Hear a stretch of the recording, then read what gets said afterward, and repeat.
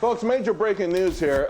Two of the apes' favorite stocks are absolutely on fire. Just had a great conversation with Katie Stockton about technicals. The 50-day moving average, GameStop up 22%, piercing its 50-day moving average, picking up momentum. Right now, AMC up 16%, right at its 50-day moving average. A continued move from here certainly could mean a lot more momentum. Wow, two big moves. And you know what? I got to tell you, it fits perfectly with what's been a great day for Best Buy. And this is a cautionary tale, but everyone, I want you to listen to this because it crushed Wall Street consensus. They reported they offered more robust guidance than anyone expected. This company, by the way, continues to confound the experts, and I think it is a great example that so-called smart money, well, let's just face it, they don't know everything, right? Remember when everyone said that this company was only a showroom, it was doomed, it was going to go out of business?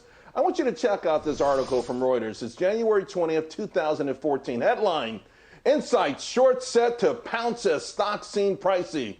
Fed pulls back. Well, Jim Chanos, president and founder of his own firm, one of the most prominent shorts out there, said that the market is primed for people like him. He added that now I think it's not a bad time to be raising capital for what we do. And when critics view me like the village idiot and not an evil genius. The article went on to mention Best Buy as a potential short. Best Buy company shares suffered their worst day in 11 years on Thursday, falling almost 30% after disappointing sales undermined the bullish thesis that helped the stock triple in 2013, and it fell further on Friday. Well, guess what? Since then, that stock is up more than 400%.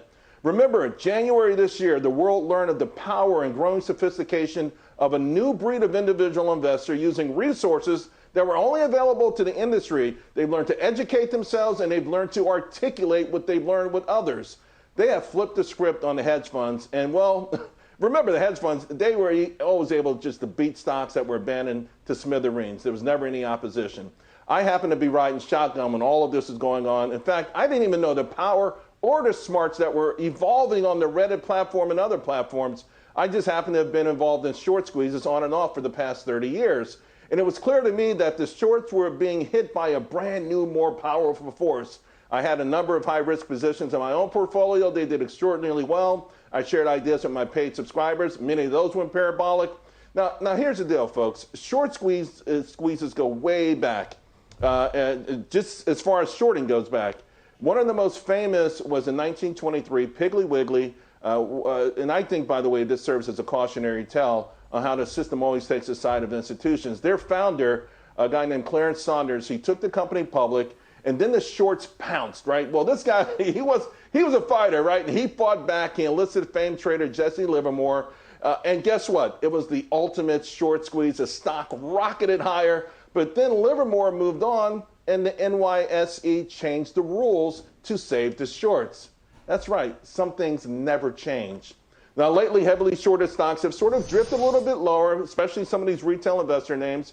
As you can see by today's action in AMC and GameStop, that's starting to change. Short interest for certain names, they've begun to edge a little bit higher. By the way, if you want these short positions to go higher because you want someone to squeeze, and the more compelling short names are really starting to do pretty well. I've got two names on my radar I want to share with you. Big Five Sporting Goods and Blink, the EV battery play. I think they're both the most intriguing, heavily shorted plays right now that aren't necessarily being played by the apes. By the way, congratulations. The lesson from Best Buy is that companies do learn how to adapt, they learn how to stay alive, and then they learn how to thrive. Now, of course, nothing is guaranteed, and these sort of ideas do carry a higher degree of risk.